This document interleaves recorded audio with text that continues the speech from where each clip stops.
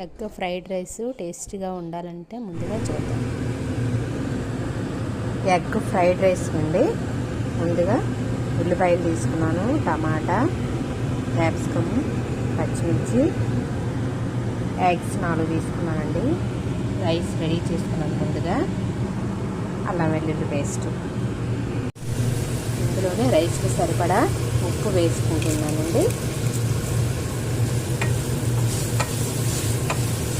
బాగా ఇలాగా కలుపుకొని ఇప్పుడు క్యాప్సికమ్ ముక్కలు వేసుకుందాం.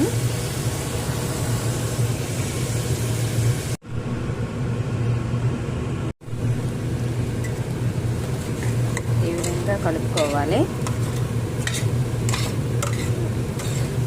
ఇప్పుడు కొంచెం చిటికెడు పసుపు వేసుకోవాలి.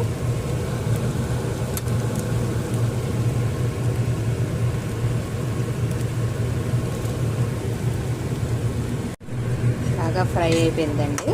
ఇప్పుడు ఇందులో నేను రైస్ వేసుకుంటున్నాను.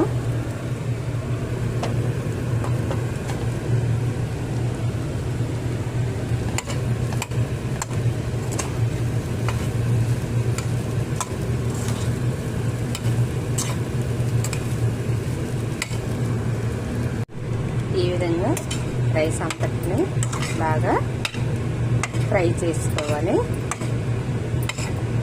అంతేనండి, ఎగ్ రైస్ రెడీ.